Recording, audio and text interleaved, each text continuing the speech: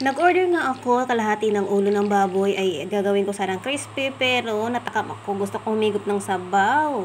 Kaya ito na lang ginawa ko, nagpalambot ako. Ginawa kong sinigang at malambot na nga. Ito na siya mga lalabs at palalambutin pa natin yan mamaya.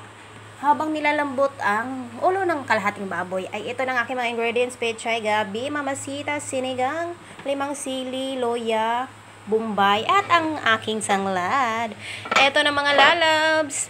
Dinagdagan ko na ng tubig. Yan yung unang tubig na pinakuluan ay tinapon na rin. At nung kumulo na tong bago ay pinagsabay-sabay ko na nilunod na yung mga ricados. Sabay tinimplahan ko, nilagyan ko ng paminta.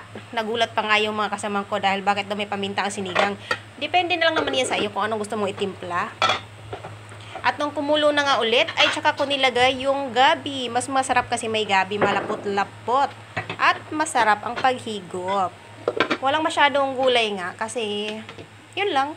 Wala, depende lang sa'yo, depende lang rin sa akin. At nagtimpla ulit ako ng asin dahil tinikman ko kanina medyo matabang. At tsaka ko naman nilagyan na ng sinigang na sampalok. At nilagay ko na rin ang pechay. Yan lang ang gulay ko mga lalabs. Wala nang okra kasi hindi fresh ang okra nila. Bibili rin sana ako ng talong, hindi rin fresh. Kaya, yan lang gulay ko. Okay na yan, chokes na yan. Makahigop-higop na rin ng sabaw. At hintayin na lang natin kumulo ulit. Maluto yung pechay. Okay na siya. At ang naluto ng mga lalabs, natikman ko kanina, hindi masyadong maasim. At hindi talaga na ako naasiman sa ganyan-ganyan mga ano lang. Sinigang-sinigang mix. Kaya nilalagyan ko ng lemon talaga pag nagsisinigang ako para pure talaga asim. At malasahan kung maasim talaga siya. Kaya ito na mga lalabs.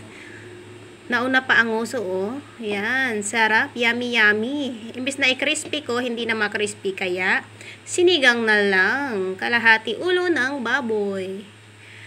Luto na mga lalabs. Si yummy, yummy. Kitang-kita nyo ang uso, oh.